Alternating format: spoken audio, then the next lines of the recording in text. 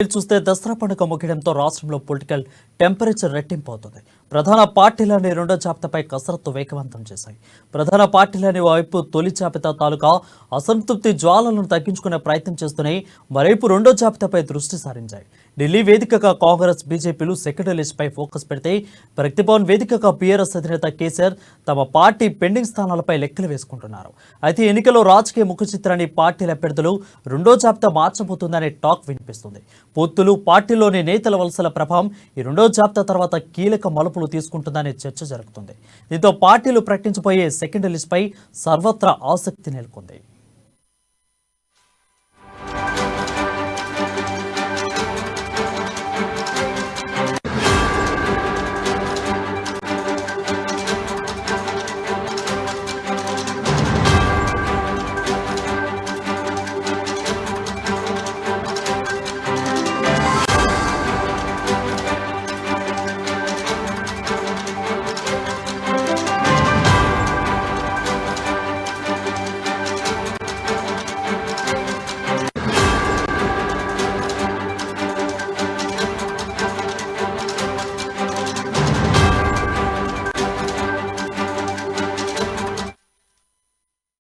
ప్రస్తుతం రాష్ట్ర ముఖ్య నేతల దృష్టి అంతా ఢిల్లీపైనే ఉంది. ఇప్పటికే 55 మందితో తొలి జాబితాను అనౌన్స్ చేసిన హస్తం పార్టీ అధిష్టానం మిగతా 64 స్థానాలపై నచారా వేసింది. 4 స్థానాలు వామపక్షాలకు కేటాయించింది. ఈ మేరకు పార్టీ సిఈసి మీటింగ్లో చర్చించినట్లు తెలుస్తుంది. ఇక బీజేపీ 52 మందితో తొలి జాబితా ప్రకటించగా మిగతా స్థానాలపై ఢిల్లీలో కసరత్తు చేస్తుంది. ఈ మేరకు రాష్ట్రానికి చెందిన ఇరు పార్టీల ముఖ్య నేతలు ఇప్పటికే హస్తినాకు చేరుకున్నారు. అయితే కాంగ్రెస్ బీజేపీ తొలి జాబితాలో సీనియర్లకు చోటు దక్కలేదు. దీంతో రెండో జాబితాలో ఎవరెవరు ఎక్కడి నుంచి పోటీ దిగబోతున్నారో, సీనియర్లలో ఎవరెవరి అభ్యర్థిత్వాన్ని అధిష్టానం ఫైనల్ చేయబోతుందనే అంశం ఆసక్తికరంగా మారింది. మరోవైపు 2 నెలల క్రితం 116 మందితో ఫస్ట్ లిస్ట్ అనౌన్స్ చేసిన గులాబీ బాస్ కేసీఆర్ మరో 3 స్థానాలకు అభ్యర్థుల విషయంలో ఎటూ తేల్చడం లేదు. ఇప్పటి వరకు 109 అభ్యర్థులకు బీఫామ్లు అందచేయగా మిగతా 10 మందికి బీఫామ్లను అందలేదు.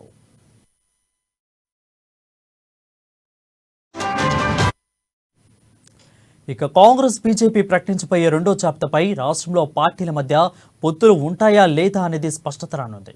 కాంగ్రెస్తో కమ్యూనిస్టులు కలిసి పనిచేసే విషయంలో కొంతకాలంగా చర్చలు జరుగుతున్నాయి.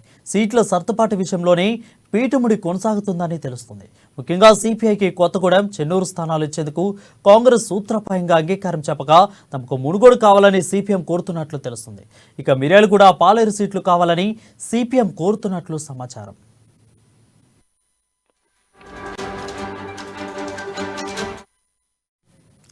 సిపిఎం కోరుతున్న స్థానాల్లో కాంగ్రెస్ అభ్యర్థులను ప్రకటించలేదు. మరోవైపు తెలంగాణలో పోటీ చేసేందుకు పట్టుదలతో ఉన్న జనసేనకు బీజేపీ టచ్లో తీసుకుంటుంది.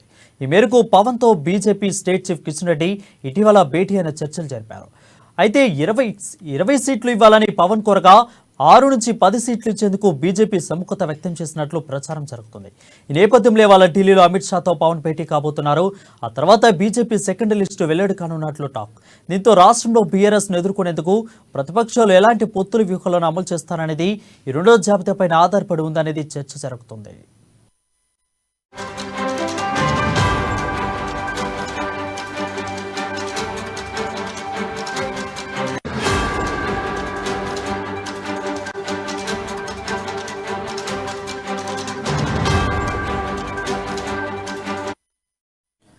న్యూస్ చూస్తున్నాం. దసరా పండుగ ముగియడంతో రాష్ట్రంలో పొలిటికల్ టెంపరేచర్ రెట్టింపోతుంది.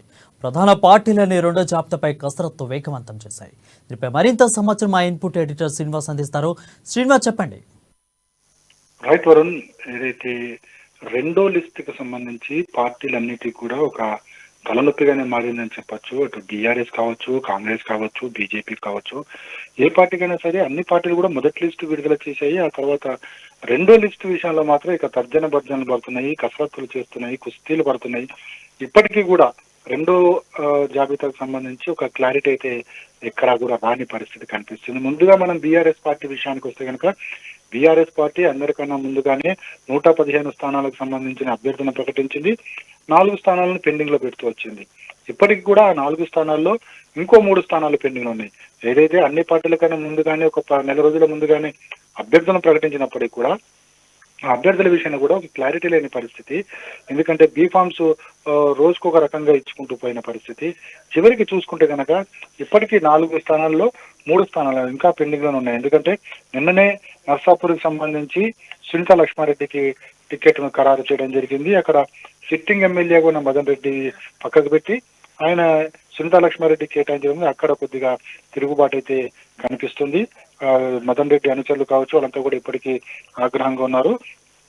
అయితే అక్కడ సునీత లక్ష్మారెడ్డి పరిస్థితి ఏంటనేది ఎన్నికలు ఎలా ఉండబోతుందని మనం ఇప్పటికీ చెప్పలేము. అయితే మొత్తాన్ని చూసుకుంటే కనుక బీఆర్ఎస్ పార్టీ ఇంకా 3 స్థానాలు పెండింగ్ లో పెట్టింది. ఇలా మనకి హైదరాబాద్ విషయానికి వస్తే గోషామాల్ కావచ్చు, నాంపల్లి కావచ్చు, ఇలా 2 స్థానాలు పెండింగ్ లో ఉండిపోయినాయి. మరొక స్థానం కూడా పెండింగ్ లో ఉంది. సో రెండో జాబితాకు సంబంధించి బీఆర్ఎస్ పార్టీలు ఇంకా క్లారిటీ రాని పరిస్థితి. ఎందుకంటే ఆ 3 స్థానాలు ఎందుకు పెండింగ్ లో పెట్టారన్న దానికి కూడా సరైన సమాధానం అయితే రావడం లేదు. అయితే ఇతర పార్టీల నుంచి ముఖ్య నేతలు ఎవరైనా వస్తే కనుక, అంటే నాకు తెలిసింది హైదరాబాద్ లో 2 స్థానాలు, అంటే హైదరాబాద్ నుంచి ఇతర పార్టీల నుంచి ఇంకెవరైనా వస్తారనే ఒక ఆశతోని బీఆర్ఎస్ పార్టీ ఉన్నట్లుంది. అందుకోసం ఆ 2 స్థానం కూడా అట్లా ఆపి ఉంచారని చెప్పేసి కూడా పార్టీ వర్గాలు చెప్తున్నాయి. ఇక రెండవ పార్టీ విషయానికి వస్తే కాంగ్రెస్ పార్టీ గత కొద్ది రోజులుగా చూస్తున్నాము ఒక ఉత్కంఠ అయితే కాంగ్రెస్ పార్టీలో నెలకొంది. ఎందుకంటే బీఆర్ఎస్ పార్టీ ఏదైతే ప్రజా వ్యతిరేకత ఉందో ఆ పార్టీ మీద ఈ వ్యతిరేకతనంతా కూడా కాంగ్రెస్ పార్టీకి ప్లస్ కాబోతుందని చెప్పేసి కూడా పార్టీ నేతలు భావిస్తున్నారు. ఈ నేపథ్యంలో కాంగ్రెస్ పార్టీకి టిక్కెట్లు అభ్యర్థుల తాకిడి చాలా ఎక్కువగా ఉంది. ఇతర పార్టీ నుంచి వస్తున్న వాళ్లే కాదు, సొంత పార్టీ నుంచే ముందే చాలా ఎక్కువగా ఉన్న నేపథ్యంలో ఇతర పార్టీ నుంచి, అంటే పార్టీని వీడి వెళ్లిన వారు మళ్ళీ తిరిగి కాంగ్రెస్ పార్టీకి చేరుతున్న పరిస్థితి కూడా కనిపిస్తుంది. దానికోసమే కాంగ్రెస్ పార్టీ రెండవ లిస్ట్ విషయంలో అనేక కసరత్తుల మీద కసరత్తులు చేస్తుంది. 2 సార్లు కేంద్ర పార్టీకి సంబంధించిన కేంద్ర ఎన్నికల కమిటీ భేటీ జరిగింది. స్క్రీనింగ్ కమిటీ కూర్చోవడం జరిగింది.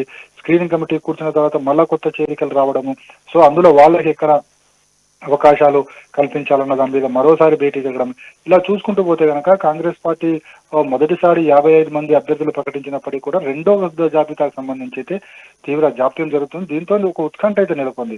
ఇప్పుడు మనము నిన్న చూసాము, రాజగోపాల్ రెడ్డి బీజేపీని వీడి రాజగోపాల్ రెడ్డి కాంగ్రెస్ పార్టీలో తీర్థం పుచ్చుకోవడం జరిగింది. అదేవిధంగా రాజగోపాల్ రెడ్డితో పాటు వివేక్ వస్తున్నారని చెప్పేసి ప్రచారం జరుగుతుంది. అదేవిధంగా డీకే అరుణ వస్తున్నారని ప్రచారం జరుగుతుంది. విజయశాంతి, ఇలా ఒక్కొక్కరి పేర్లుగా వెలుగు చూస్తున్న పరిస్థితి కనిపిస్తుంది. సో వీళ్ళు కనుక వస్తే వీళ్ళకి ఎక్కడ స్థానాలు కేటాయించాలన్న దాని మీదనే ఇప్పుడు కాంగ్రెస్ పార్టీ తర్జన భర్జన పడుతుంది. అందుకోసమే లిస్ట్ రెండవ జాబితా ఆలస్యం అవడానికి కారణం కూడా ఇదే అని చెప్పేసి కూడా కాంగ్రెస్ శ్రేణులు చెప్తున్నారు. అయితే ఏదేమైనప్పటికీ కూడా కాంగ్రెస్ పార్టీలో రెండవ జాబితా చాలా ఉత్కంఠ రేపుతుంది. అంటే ఎవరికి ఉండబోతున్నాయి కొత్తగా, అంటే తిరిగి కాంగ్రెస్ పార్టీకి చేరిన వారికి ఇస్తారా, లేకుంటే ముందు అప్లై అయితే తీసుకున్నారో వారికే ఇస్తారా అనేది కూడా ఒక ఉత్కంఠ నెలకొంది. మొత్తానికి కాంగ్రెస్ పార్టీకి సంబంధించి జాబితా బహుశా ఈ రోజా రేపా అనేది ఇంకా ఒక తర్జన భర్జన అయితే పడుతున్నారు. ఈ రోజు కూడా పార్టీకి సంబంధించిన కీలక నేతల భేటీ కూడా జరగబోతుంది. భేటీ తర్వాత ఈ రోజు రాత్రికి కానీ రేపు ఉదయం కానీ ఉండబోతుందని చెప్పేసి కూడా ఢిల్లీ నుంచి వస్తున్న సమాచారము. సో కాంగ్రెస్ పార్టీ పరిస్థితి ఈ విధంగా ఉంటే ఇక బీజేపీ పరిస్థితి అయితే అగమ్య గోచరంగానే ఉందని చెప్పొచ్చు. ఎందుకంటే ఆ పార్టీ ఇప్పటికీ కూడా కరెక్ట్ గా ఏం చేయాలన్న దాని మీద కూడా ఒక రూట్ మ్యాప్ కి వచ్చినట్లు కనిపించట్లేదు. ఎందుకంటే అన్ని పార్టీలు ప్రకటించిన తర్వాత చాలా రోజులకి బీజేపీ పార్టీ 52 మందితోని తన అభ్యర్థులను ప్రకటించింది. కానీ ప్రకటించిన అభ్యర్థుల్లో కూడా కాంగ్రెస్ పార్టీని నుంచి వచ్చి బీజేపీలో చేరిన ఏ ఒక్కరికి కూడా స్థానం కల్పించలేదు. అందుకే ఉదాహరణనే రాజగోపాల్ రెడ్డి కావచ్చు, డీకే అరుణ కావచ్చు, లేకపోతే ఇతర నేతలు ముఖ్య నేతలు ఎవరైతే కాంగ్రెస్ నుంచి వచ్చారో వాళ్ళు కావచ్చు, వాళ్ళు ఎవరికి కూడా అక్కడ అవకాశం కల్పించలేదు. సో వీళ్ళంతా కూడా బీజేపీ తీసుకున్న నిర్ణయాల మీద కూడా కాస్త ఆగ్రహంగా ఉన్నారు. పార్టీ కార్యకలాపాలకు దూరంగా ఉంటూ వచ్చారు. అందులో భాగంగానే మన రాజగోపాల్ రెడ్డి పార్టీ వీడిన పరిస్థితి కూడా కనిపిస్తుంది. సో ఇక్కడ ఇలా ఉన్న పరిస్థితి నేపథ్యంలో జనసేనతో పొత్తు పెట్టుకోవాలని చెప్పేసి కూడా బీజేపీ ఒక ఆలోచనకి రావడం జరిగింది. ఈ ఆలోచనలో భాగంగానే నిన్న అమిత్ షాతోని జనసేన అధినేత పవన్ కళ్యాణ్ భేటీ అయ్యారు.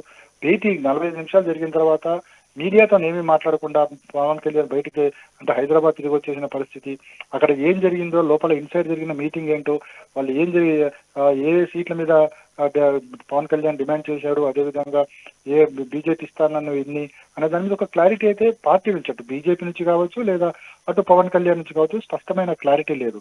దీంతో బీజేపీ సెకండ్ జాబితా కూడా పెండింగ్ లో పడ్డ పరిస్థితి. అంటే ఒకవేళ పవన్ కళ్యాణ్ తెలంగాణలో పోటీ చేస్తున్నాడు అని చెప్పేసి కూడా చెబుతున్న నేపథ్యంలో తెలంగాణ నుంచి దాదాపుగా 20 స్థానాల్లో పోటీ చేయాలని చెప్పేసి జనసేన నేతలు భావిస్తున్నారు. అది కూడా మనకి ఏదైతే సీమాంధ్రులు ఎక్కువగా ఉండే జిల్లాలు కావచ్చు, ప్రాంతాలు కావచ్చు, నియోజకవర్గాల్లో వాళ్ళ పోటీ చేస్తామని చెప్పేసి కూడా వాళ్ళు భావించడం జరుగుతుంది. ఇదే విషయాన్ని నిన్న పవన్ కళ్యాణ్ కూడా బీజేపీ నేతల ముందు పెట్టడంతో బీజేపీ నేతలు అందుకు ససేమిరా అన్నట్లు కూడా తెలుస్తుంది. 20 స్థానాలు కాదు, 6 నుంచి 10 స్థానాల లోపు ఇస్తామని చెప్పేసి అది కూడా పవన్ కళ్యాణ్ డిమాండ్ చేస్తున్నట్లు కాకుండా మరికొన్ని వేరే స్థానాలు కేటాయించే అవకాశం ఉందని చెప్పేసి కూడా బీజేపీ నేతల నుంచి వస్తున్న సమాచారం. అయితే ఇటు కాంగ్రెస్ జనసేనకు సంబంధించి పోటీలోకి దిగితే కనుక ఏ స్థానాలు పోటీ చేస్తుంది, ఏ స్థానాలు జనసేనకి ఇవ్వాలి, అదేవిధంగా మిగిలిన స్థానాల్లో అభ్యర్థులను ఎవరిని పార్టీకి సంబంధించిన అభ్యర్థులను ఎవరు తీసుకోవాలన్న దాని మీద తర్జన భర్జన కొనసాగుతుంది.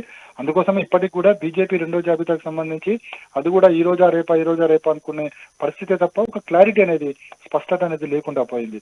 మొత్తానికి చూసుకుంటే కనుక ఇటు జంపింగ్లతోని, అటు చేరికలతోని, అదేవిధంగా ఎవరికి టికెట్లు కేటాయించాలి, సీనియర్లకు కేటాయించట్లేదు, పార్టీని నమ్ముకున్న వాళ్ళకి కేటాయించట్లేదు అనే దాని మీద అన్ని పార్టీలు కూడా తర్జన భర్జన పడుతున్నాయి. బహుశా 1-2 రోజుల్లో దీనికి సంబంధించి క్లారిటీ వస్తుంది అని చెప్పేసి కూడా పార్టీ శ్రేణులు చెప్తున్నారు.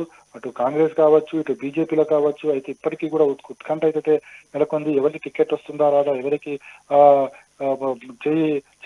చేయిస్తారనే ఒక ఆందోళన అయితే పార్టీ నేతల్లో నెలకొంది. చూడాలి మరి బహుశా ఈ రోజు రేపట్లో బీజేపీ కాంగ్రెస్ లు లిస్ట్ ఏమైనా విడుదల చేస్తాయా లేదా అనేది ఈ రోజు సాయంత్రం వరకు ఒక క్లారిటీ వచ్చే అవకాశం కనిపిస్తుంది. వరుణ్. రైట్ శ్రీనివాస్, అయితే బీజేపీ విషయానికి వస్తే బీజేపీ ఫస్ట్ లిస్ట్లోనే ఎక్కువ కూడా కాంగ్రెస్ నేతలు ఆరోపిస్తున్నట్లు బీఆర్ఎస్కి మంచి చేకూరేందుకే వీళ్ళ ఫస్ట్ లిస్టు విడుదల చేశారు. ఆ నేతలు కూడా అందుకే వాళ్ళు ఆ విధంగానే సరిపడట్టు ఉన్నారు అని అయితే కాంగ్రెస్ నేతలు ఆరోపిస్తున్నారు. ఒక విధంగా అదే నిజమైతే పార్టీలో మళ్ళీ లిస్టులో మార్పులు చేర్పులు చేసే అవకాశాలు కనిపిస్తున్నాయా? అండ్ అదేవిధంగా సెకండ్ లిస్ట్ ఎప్పుడు వచ్చే అవకాశాలు కనిపిస్తున్నాయి? బీజేపీ నాకు తెలిసిందైతే బీజేపీ వన్స్ ఒకసారి లిస్ట్ డిక్లేర్ చేసిందాక అందులో మార్పులు చేర్పులు అయితే ఉండకపోవచ్చు అనేది మనకున్న సమాచారం. ఎందుకంటే ఇది కసరత్తు చేసిన తర్వాత ఎవరి మీద ఎవరిని పెట్టాలి అనేది ఆలోచించే మొత్తం ఈ లిస్టు విడుదల చేయడం జరిగింది. అందులోకి బీజేపీకి సంబంధించి ఇప్పుడు పరిస్థితి ముందులాగా, అంటే ఒక 3 నెలల ముందు 4 నెలల ముందు ఉన్న పరిస్థితి ఇప్పుడు బీజేపీలో ప్రస్తుతం బీజేపీలో లేదని చెప్పొచ్చు. ఎందుకంటే బండి సంజయ్ ఆధ్వర్యంలో పార్టీ అధ్యక్షునిగా ఉన్నప్పుడు పార్టీలో చాలా ఊపు ఉండేది, చాలా మంది పోటీ చేయడానికి ముందుకు వచ్చేవాళ్ళు, అదేవిధంగా అక్కడ ఉన్న పరిస్థితులు వేరేలాగా ఉండేవి. కానీ ఇప్పుడు వచ్చే పరిస్థితి అందుకు భిన్నంగా కనిపిస్తుంది. కాబట్టి ఎవరైతే ఇప్పుడు బీజేపీ ఏదైతే ఫస్ట్ లిస్ట్ రిలీజ్ చేసిందో ఆ రిలీజ్ లో కూడా అన్ని కూడా సింగిల్ ఒక అప్లికేషన్ వచ్చినవే మాత్రమే ఉన్నాయి. అందులోకి పార్టీ సీనియర్లు ఎవరైతే కొంతమంది పార్టీని చాలా ఏళ్లుగా నమ్ముకున్న వాళ్ళు ఉన్నారో వాళ్ళకి ఎవరికి కూడా టికెట్ ఇవ్వలేని పరిస్థితి కూడా ఉంది. సో ఇవన్నీ కూడా చూసుకుంటే కనుక ఇప్పుడున్న పరిస్థితుల్లో బీజేపీ మళ్ళీ అభ్యర్థులు మార్చే ప్రసక్తి లేదు. మామూలుగానే సెకండ్ లిస్ట్ లో వచ్చేటప్పటికి ఎవరికి ఉంటాయి ఎవరికి ఉండవు అనేది ఇప్పుడు పార్టీలో ఒక ఉత్కంఠ అయితే నెలకొంది. వరుణ్.